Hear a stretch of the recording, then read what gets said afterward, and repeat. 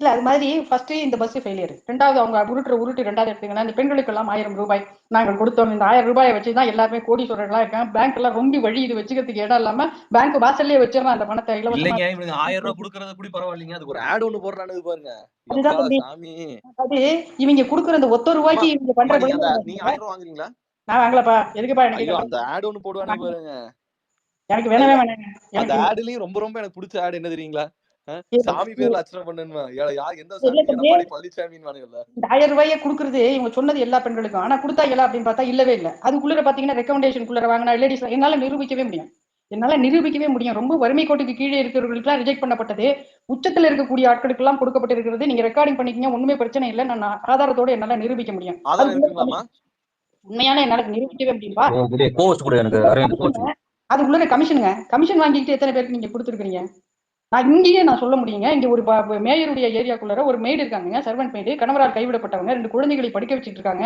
அந்த ஆளுக்கு தெரியுங்க, நேரடியாவே அவங்கள பார்க்கக்கூடியவர். அந்த அம்மாக்கு ரிஜெக்ட் பண்ணி விட்டாங்க. ஏயா நீ எத்தனை வருஷமா நீ கவுன்சிலரா இருக்கிற காலத்துல இருந்து அதை பார்த்துட்டு இருக்க, அந்த லேடியை பார்த்துட்டு இருக்கிற. இப்போ உனக்கு கண்ணால தெரியும் அந்த அம்மா யாரு, வீட்டு வேலை செஞ்சு பிள்ளைகளை படிக்க வைக்க உன் தெருக்குள்ள தான் அது வீட்டு வேலை செஞ்சுட்டு இருக்கு. அதோடைய மனுவை நீங்க ரிஜெக்ட் பண்ணி விட்டீங்க. அப்ப இந்த திட்டம் சரியா போகுதா? இப்ப நிறைய பேருக்கு தரேன்னு சொல்லி சொல்றாங்களே. இருங்க தமிழன் இருங்க, தமிழன் தயவு செஞ்சு பேசி முடிட்டோம், கன்வே பண்ணிட்டோம் இருங்க. இப்ப இந்த ரெண்டாவது விஷயம், இது எதுக்கு நான் சொல்லணும்னா, பேச்சாளராக இருக்கக்கூடிய தம்பி நம்ம யாருங்க ஒரு கதீஷ், அவங்க எல்லாம் பொது இடங்கள்ல போய் பேசும்போது இந்த மாதிரி தகவல்களை எல்லாம் சொல்லணும். ஒரு ஸ்கீமை எடுத்துக்கிட்டு அதை உடச்சு விடணும். இந்த ஸ்கீமால என்ன இருக்குங்கிறத உடச்சு விடணும். எத்தனை கடையில் வேலை செய்யக்கூடிய பிள்ளைகள் இங்க சொல்லுது தெரியுமா, இந்த இலவச பஸ் நிப்பாட்ட மாட்டாங்கிறான் சார், அதனால வரலன்னு ஓனர்கள் இடத்தில் திட்டு வாங்கக்கூடிய பிள்ளைகள் எல்லாம் நாங்க பாக்குறோம்.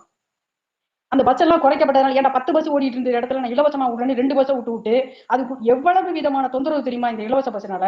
நான் ஆரம்பத்தில் கூட நினைச்சேங்க, இந்த இலவசமா விடுறதுனால ஒரு மாசம் ஒரு 600-700 ரூபாய் இதுகளுக்கு சேவ் ஆகுமோ அப்படிங்கிறதை தாண்டி அதால வரக்கூடிய தொந்தரவுகள் ரொம்ப அதிகமாக இருக்கு. இந்த ஸ்கீம் ஃபெயிலியர் ஸ்கீம்.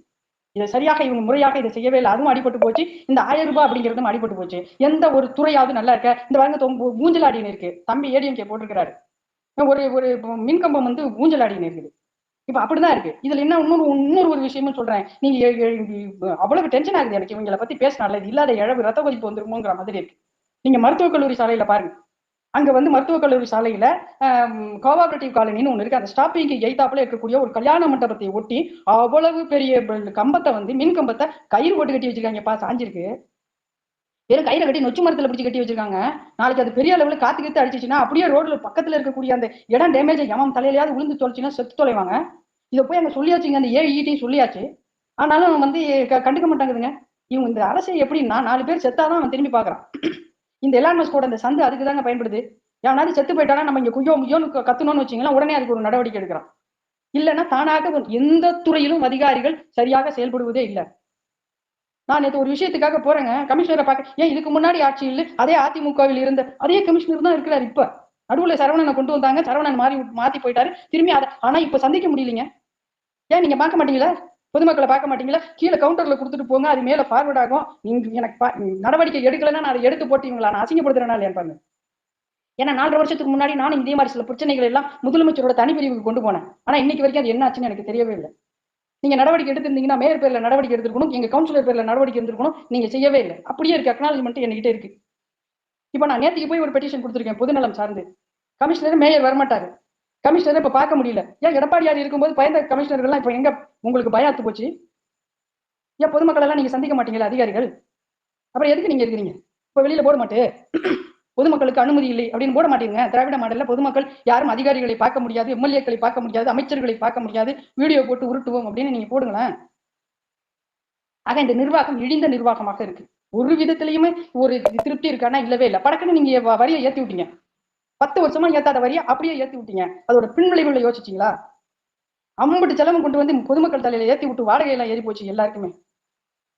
பெரும் பகுதி ஒருத்தர் சம்பாதிக்கிறது இல்ல, கிட்டத்தட்ட ஒரு 45% வீட்டு வாடகைக்கு கொடுக்குற அளவுக்கு நீங்க பண்ணி விட்டுட்டீங்க. சரி, நீ வாடகை எல்லாம் ஏத்தி விட்ட, கலெக்ஷன் பண்ற மாநகராட்சி என்ன அந்த காசை என்ன செஞ்சீங்க? நீங்க குப்பை தொட்டி வைக்கிறதுக்கு காசு எல்லாம் கொளுத்துன்னு போட்டு கொளுத்திக்கிட்டு இருக்கீங்க. எல்லா ஏரியாக்குள்ளரையும் பார்க்க முடியுது. பழனி மேல நின்று பார்க்க முடியுது, கீழே குப்பையை போட்டு கொளுத்துறது தெரியுது.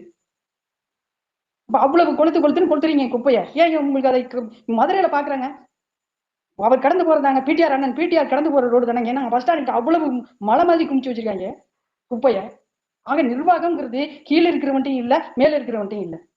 ஆனா என்னன்னா நாய் படத்தை டெய்லி போட்டுக்கிட்டு ரவுடி டைமா ஒரு துணை முதல்வர் டெய்லி போடுறதா இது ரவுடி டைம்? ஏன்னா ரவுடி டைம்னா ரவுடிகள்லாம் போய் உட்காருங்களா வீட்டுக்குள்ள. இதெல்லாம் நீங்க தலை குனியாத தமிழகமா? நாங்கள் தலை குனியவே விட மாட்டோம். நீங்க எங்க உரிய அதான் குனிஞ்சு போச்சேன். சிரிக்குது கேரளாக்கு, சிரிக்குது. யார் அந்த சார்னு? இவங்க குனிய விட மாட்டாங்க. குழந்தைகளுக்கு 2000 கொடுக்கிறோம், இனி பாதுகாப்பாக. குழந்தைகளுக்கு எதிரான பாலியல் குற்றங்கள் அவ்வளவு நடக்குது ஒவ்வொரு இடத்துக்குள்ளரையும். அதுக்கு உனக்கு நொட்ட தெரியல, நீ 2000 காசு கொடுத்து இப்ப என்ன நிறுவுறீங்க?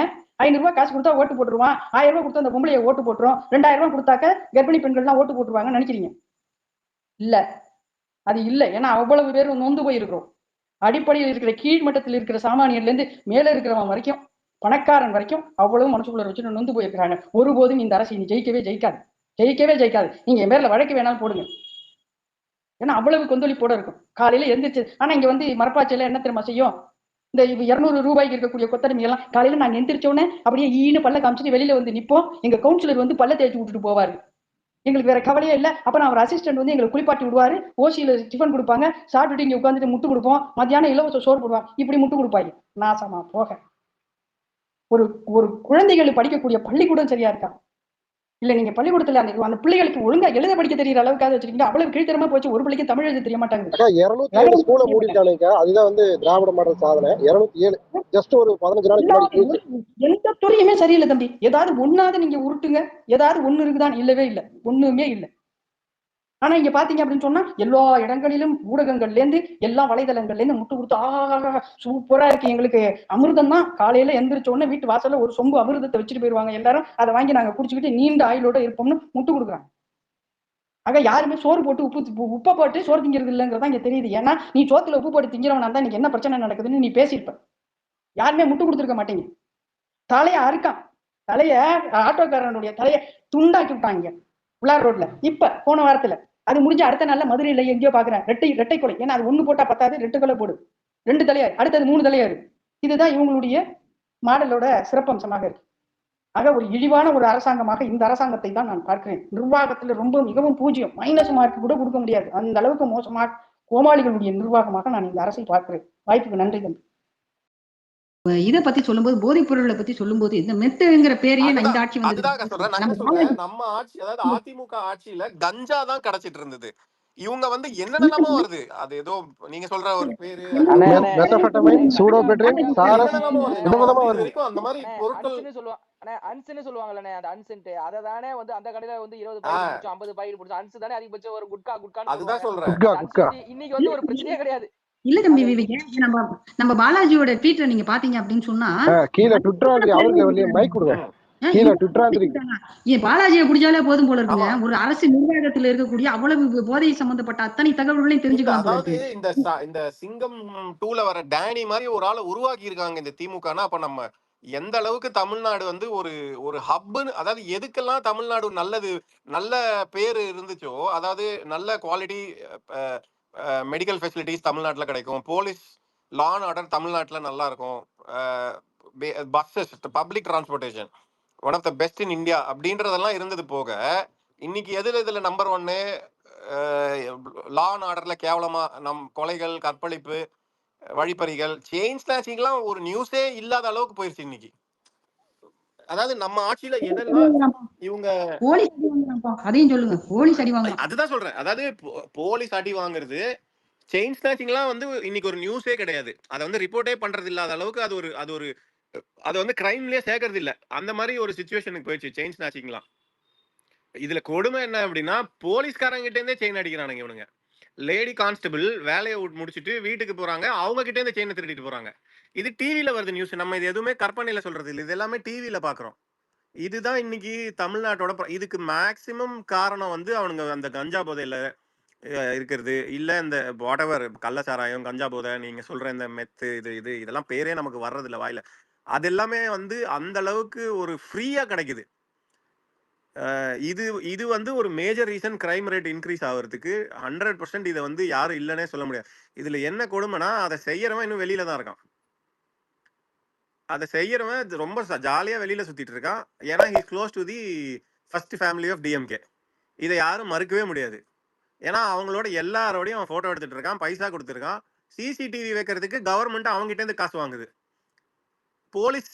போலீஸ் டிபார்ட்மெண்ட் சிசிடிவி வைக்கிறதுக்கு இவங்க கிட்ட இருந்து காசு வாங்குறாங்க. அப்ப எந்த அளவுக்கு அவங்களோட இன்டெலிஜென்ஸ் இருக்குன்றது நீங்க கண்டுபிடிக்கணும், தெரிஞ்சுக்கணும் இதுல இருந்து. அதுக்கப்புறம் கமிஷனர் சொல்றாரு அந்த சிசிடிவியை நாங்க வந்து எடுத்துட்டோன்றாங்க. இதெல்லாம் ஒரு பதிலா? எனக்கு புரியல. காசு வாங்கி சிசிடிவி வைப்பாங்களா, அவன் கெட்டவன் தெரிஞ்சவொடனே சிசிடிவி எடுத்துட்டாங்களாம். ஏங்க குடுத்தவன என்னங்க பண்ணீங்க? அது வந்து தெரியாது.